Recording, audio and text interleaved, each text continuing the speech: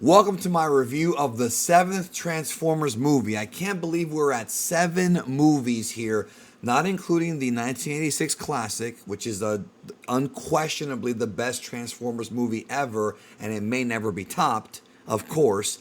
The seventh film in the franchise, Transformers Rise of the Beasts, directed by the guy who directed Creed 2, Stephen Caple Jr., in an even bigger budgeted movie than that one, where this time this film is not only is it a sequel to Bumblebee, but it acts as a prequel to the original 2007 Transformers theatrical movie by Michael Bay. Michael Bay is no longer doing these movies, and I can say for one that it's a good thing because out of the 5 that he did, 2 of them are really, really, really bad. One of them is very boring, and 2 are pretty okay, pretty good. I think 3 is underrated, and 1 is obviously fine.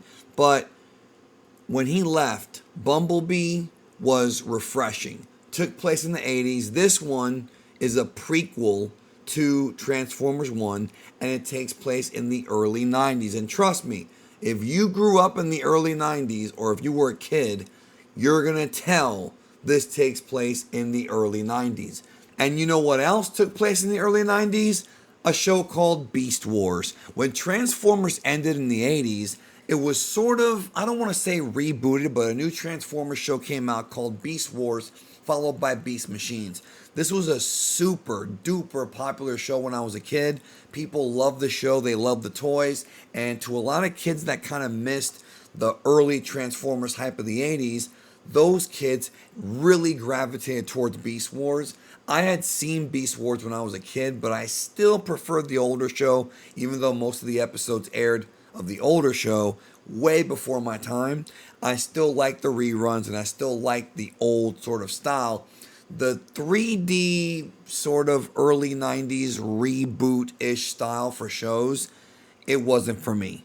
It looked ugly, it was not good on the eyes, and I was not a big fan of it. However, Beast Wars had tremendous storytelling and some great characters, and if they were to make a show like that now, without tech as advanced, it would be phenomenal. So why not make a movie? And that's the idea and the premise behind Transformers Rise of the Beasts.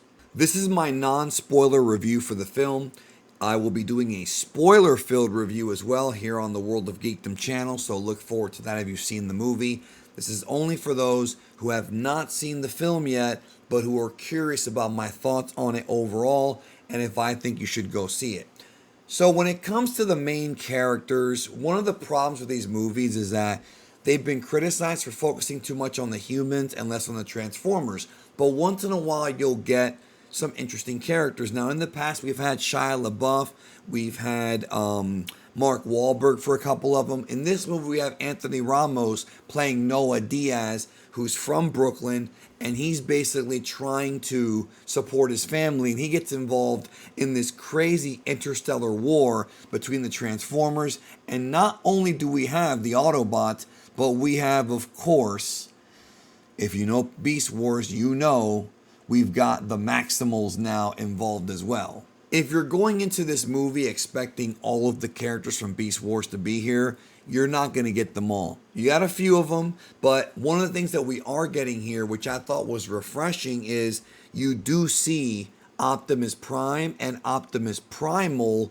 together. And that's something I think a lot of fans have wanted to see for many, many years, like a live action theatrical movie with these two working together. So for the fans of the Transformers, especially the hardcore fans, they probably are already going nuts based on the trailers. Well, I must tell you that depending on what your expectations are, and to be honest, because of what Michael Bay did with this franchise, your expectations should not be that high. Even if it's a different director, it doesn't matter. The movies still are very hit or miss. So I will say this. You're not going to get that much of them working together like I think some people want. And it does feel to me that there's a lot more to this movie. It feels like in the writing process, or maybe even in the filming process with deleted scenes and whatnot, it feels like there are things missing that could be its own separate, like either its own separate spin-off or like a longer movie. If you look at the credits for this film, there are 5 writers on this movie. And I talked about this before. If you're seeing a movie and there's more than like 2 writers, oftentimes that means that there are problems production wise. Now, I'm not saying that's what happened here. I'm not saying that.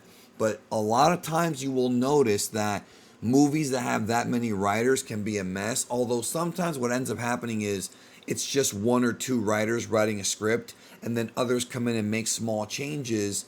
Or it's a script that gets rejected, but they still put the writer's name on it just because they were involved with coming up with the premise. For example, in Star Wars The Force Awakens, Michael Arndt was credited as being the original sort of screenplay writer because he had a premise for those characters before Abrams and Kasdan took over. That's one example some of y'all will know. So be aware of that.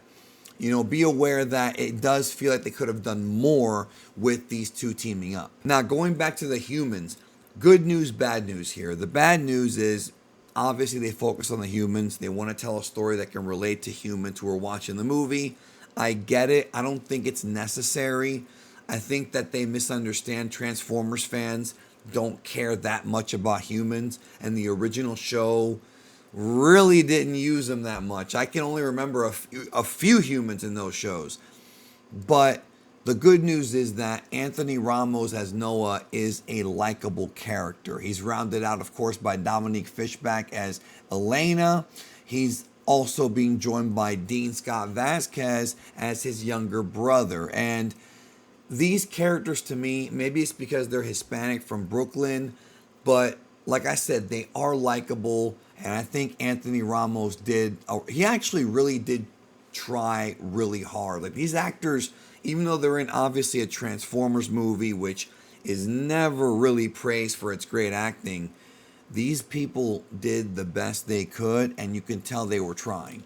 One thing I'll say about Noah's character is that at the end of the movie, they leave you with a weird sort of cliffhanger / teaser for something that, well, let's just say that I'm not sure what it's really for. I don't know if they're going to actually follow through with this quote unquote teaser that they're teasing, but it was something that I was 100% not expecting to see in this movie.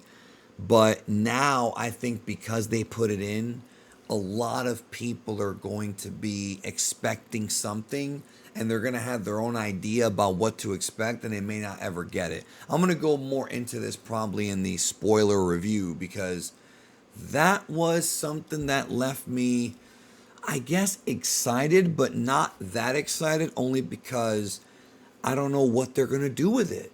What I mean is, like, they could really screw it up, but I'll talk about that in the spoiler version of the video, because it's a weird teaser for things to come. We know there's more movies coming, obviously. This franchise keeps making money, so we'll see. Last thing I want to discuss is the Transformers themselves, the good guys and the bad guys. First of all, it was awesome. I mentioned already, like, seeing Primal and Prime together.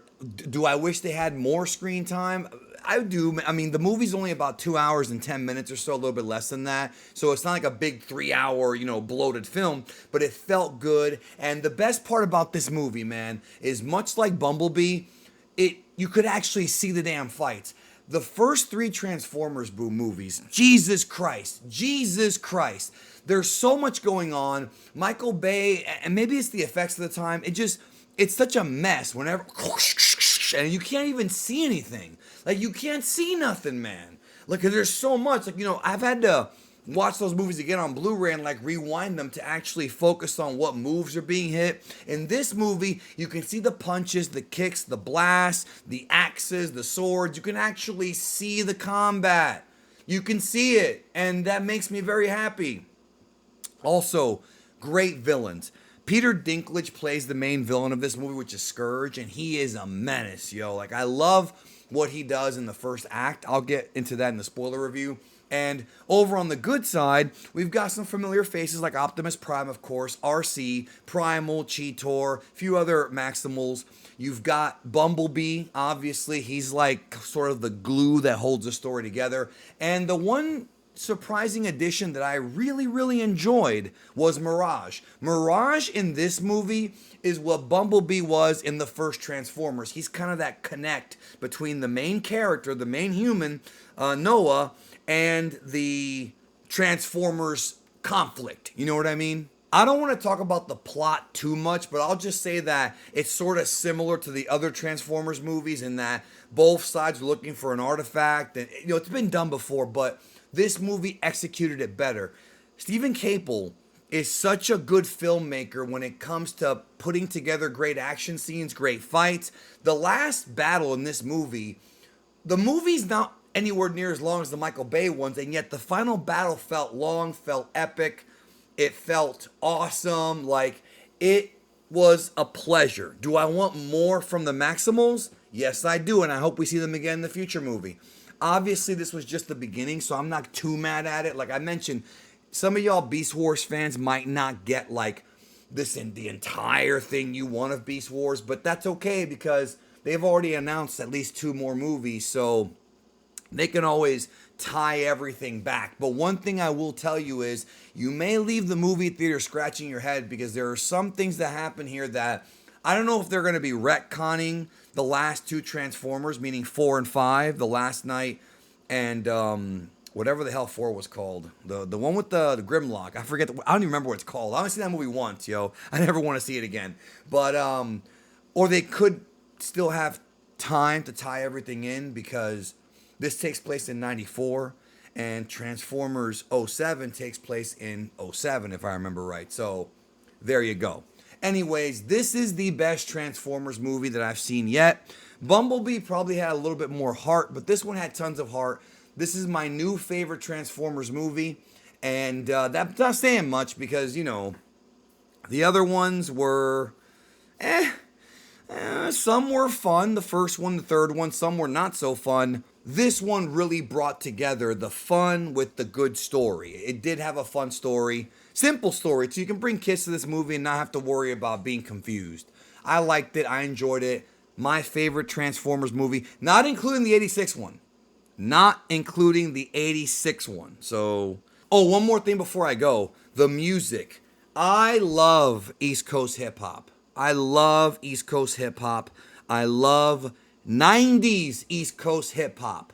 You're going to get tons of it in this movie. From your Nas's to your LL Cool J's to your Biggies. You're going to see, the first like 5-10 minutes of this movie, they make sure you're in the 90s. We see beepers, we see no cell phones, we see Power Ranger shirts, we see old school headphones, old school taxis. The cars are obviously from that era. So yeah, as somebody who was born in the 80s, raised in the 90s, there was a lot of nostalgia for me about how the world was.